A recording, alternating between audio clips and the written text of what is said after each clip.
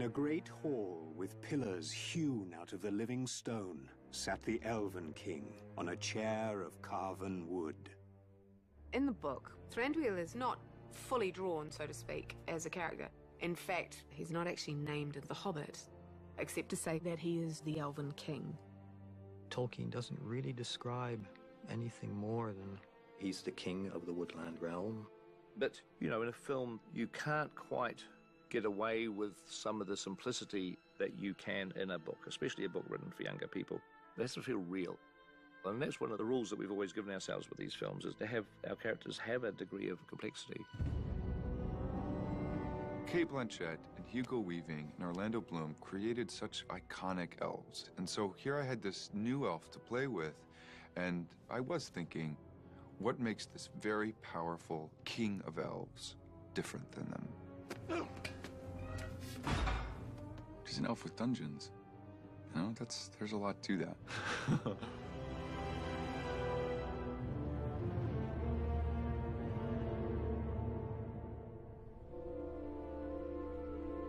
One of the screenwriter's strengths in this film is to actually remain faithful to what's in the book, but nevertheless add all those dimensions to characters like Thranduil. As filmmakers, we take our clues from Tolkien, obviously. We take our guidance from the book.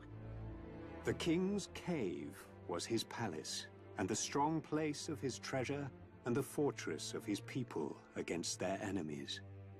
Thranduil's underground kingdom in the forest is really an echo or a parallel to this elven king Thingol, who's featured in Tolkien's earlier stories. And Thingol lived in a hill underground in this amazing guarded realm called Menegroth. For the woodland realm, we chose to take that a little bit further and create this king who is now literally in a state where his people are shut off from the outside world. No one enters this kingdom, and no one leaves it. If the Elf King had a weakness, it was for treasure, especially for silver and white gems. And so that became an interesting idea. It was like, okay, where did this come from? The Elven King, the character himself, is inspired by a character from Tolkien's earlier writings, King Thingol Greycloak. Thingol, also like Thranduil, has his weaknesses, and one of them is passion for the jewels, and that was a kind of recurring theme in Tolkien's writing. And we thought, okay, so maybe that's something that you can turn into a character story. There are gems in the mountain that I too desire. White gems of pure starlight. Because we needed to know why he would march upon that mountain without it feeling greedy. So what we decided was that these gems had a meaning for him. The heirlooms of my people are not lightly forsaken. In ancient days, they had had wars with some of the dwarves, whom they accused of stealing their treasure. We've seen all of that in earlier writings that predate The Hobbit. King Thingol had a great quarrel with the dwarves, which is what Tolkien referred to in The Hobbit. Thingol arranges for the dwarves to make a necklace for him, but then there is a dispute over payment and ownership. Now, there's some real contention as to what exactly happened, but the dwarves actually went in and killed Thingol in his own halls. In revenge, the elves go after the dwarves, and they wipe these guys out. So you can understand the intensity of the blood feud between these two races that persists for thousands of years afterwards. We took that story thread about a dispute over jewels that Professor Tolkien in the Book of the Hobbit ascribes to past grievances and expanded on it. And it began to help us shape Thranduil. The film did rather well in motivating Thranduil's refusal to help the dwarves when Smaug attacked, and the dwarves' deep resentment of the fact that he refused to help. Well, that's not in the book, but it is, I think, quite consistent with the way that Tolkien presents the elves in particular. Tolkien clearly was inspired by his own construction of King Thingol living in the caves in the Great Forest, but we don't know whether the Elven King in The Hobbit was originally intended to be Thingol or a Thingol-like character.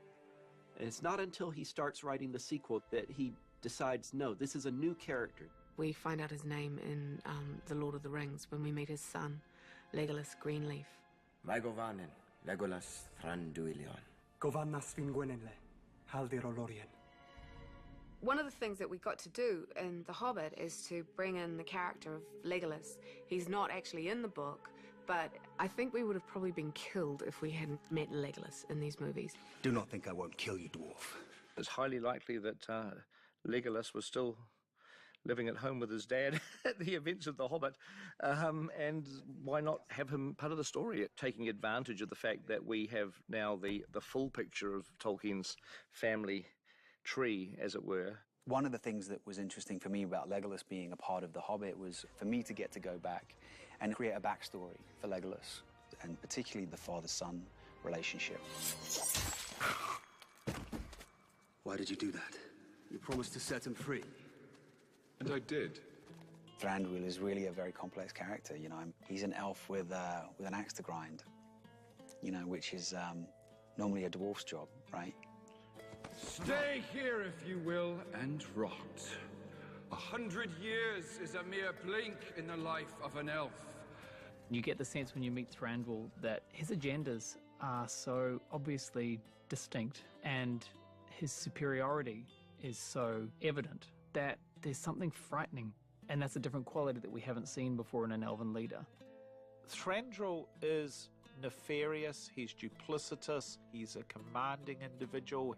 All of these elements you would think inform a very clarifying view of a character. They don't. They just make it more and more complex to find that beautiful and refined piece of design that is going to perfectly represent that individual. We explored all kinds of different ideas for Thranduil back in the days with Guillermo del Toro in the beginning. And one was an Orientalist kind of influence that was coming through in terms of headdresses, in terms of makeup, in terms of costuming. Some of the ideas I was playing with, because we were sort of pushing this more Orientalist sort of idea, was he's obviously someone really quite stone cold, quite imposing and intimidating, that would have sort of a mantle that could have a slightly armoured feel to it, and a crown that was kind of sort of dangerous looking, quite spiny. We even started playing around with the idea of painting tattoos on their skin, like with the henna painting in some cultures where they paint pattern work onto themselves as a decorative device. A lot of kooky ideas were cooked up early on because Guillermo inspires people to really go laterally and think broadly. Of course, when Pete came on board, it was important that every character in the movie now complemented his vision for his film. And that required us to revisit the elves. And have you got any thoughts of an actor that we could base them on? Not that you may have cast someone, but even someone that we could design around body type.